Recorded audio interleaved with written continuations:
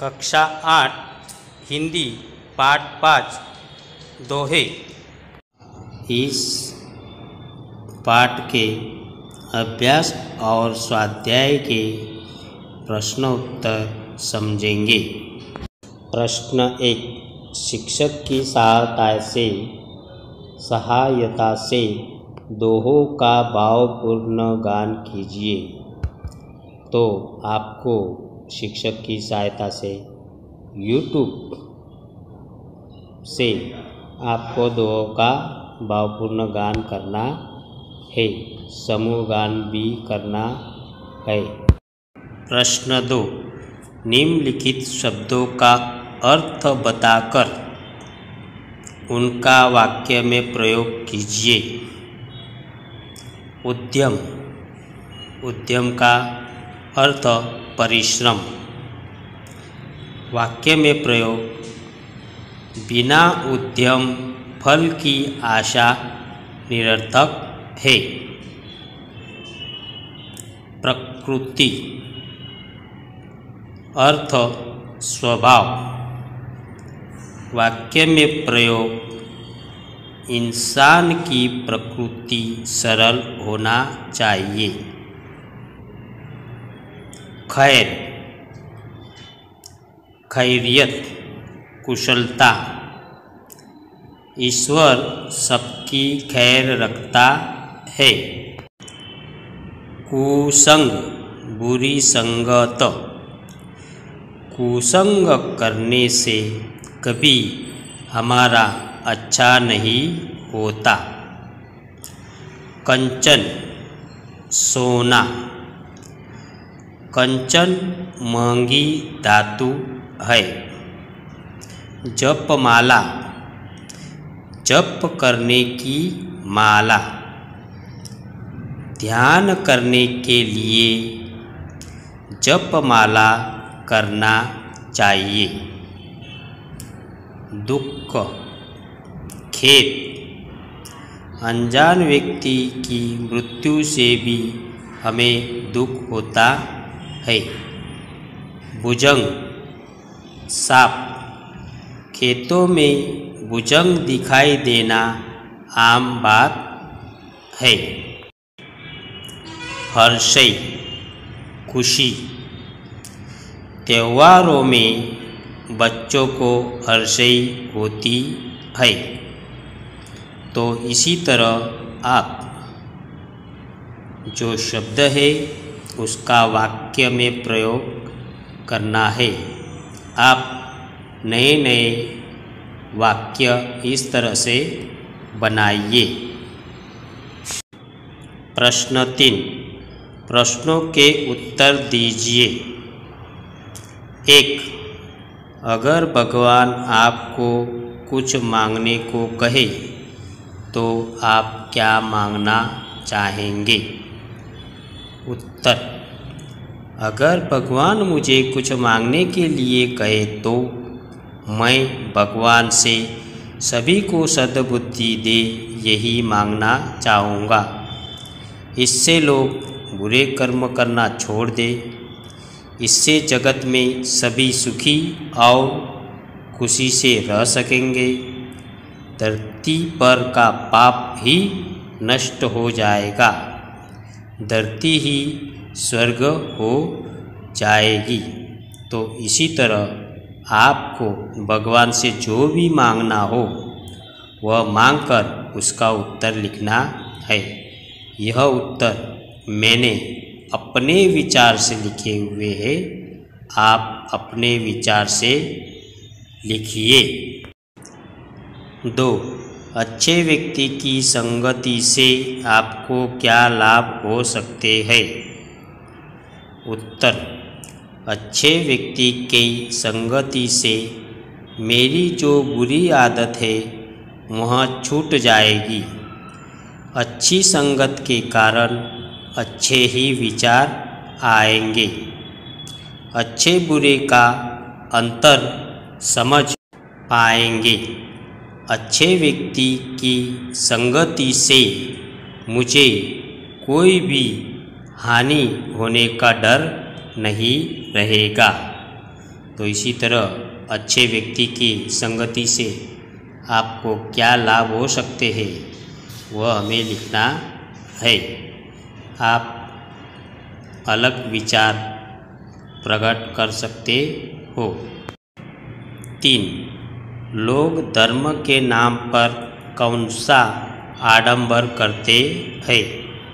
उत्तर: धर्म के नाम पर कई लोग तिलक लगाकर धर्म अनुसार वेश धारण करके भोले भाले लोगों को उल्लू बनाते हैं। कई बार निष्पाप पशु की बलि चढ़ाई जाती है। झाड़ फूक के होम हवन के नाम पर लोगों से धन बटोरा जाता है, मगर सभी ऐसे नहीं होते। इसी तरह लोग धर्म के नाम पर आडंबर करते हैं। तो आप इस तरह से ज़्यादा लिख सकते हो। बहुत आडंबर के उदाहरण है। 4. लोग किन किन कारणों से भीख मांगते हैं? उत्तर: भीख मांगने के कई कारण हैं। कई लोगों को काम न मिलने से भीख मांगने के लिए मजबूर हो जाते हैं। कामचोर और आलसी के लिए यह रास्ता सरल है। कभी कभी माता पिता के मृत्यु के कारण बच्चे भीख मांगते हैं। अपाहिज व्यक्ति को उनके शक्ति अनुसार काम न मिलने पर भी भीख मांगनी पड़ती है। तो इस तरह से कई कारण होते हैं। कभी कभी बाढ़ आ जाती है, बाढ़ के कारण सब नष्ट हो जाता है। तो ऐसे वक्त पर भी भीख मांगना मजबूरी होती है। कई लोग बच्चे का अपहरण करके उसे अपाहिज बनाकर उसे भीख मंगवाते हैं। स्वाध्याय प्रश्न 1। प्रश्नों के उत्तर लिखिए। 1. कबीर साईं से कितना मांगते हैं? उत्तर: कबीर धन संग्रह करने को उचित नहीं मानते। भगवान से उतना ही धन मांगते हैं जिससे उनके परिवार का गुजारा हो सके। उनके परिवार में कोई भूखा न रहे। अगर दरवाजे पर कोई साधु संत फकीर या मेहमान आए तो वे भी भूखा न जाए। तो इस तरह से अधिक धन की लालच नहीं करना चाहिए। ज़्यादा धन भगवान से नहीं मांगना चाहिए। आवश्यकता अनुसार ही धन मांगना चाहिए, ऐसा कबीर कहते हैं। 2. बिना सोचे कार्य करने से क्या होता है? उत्तर: बिना सोचे कार्य करने से हमारा कार्य बिगड़ जाता है। कार्य बिगड़ने से हमें बाद में पछताना पड़ता है। हमारा कार्य बिगड़ने से लोग हंसी उड़ाते हैं।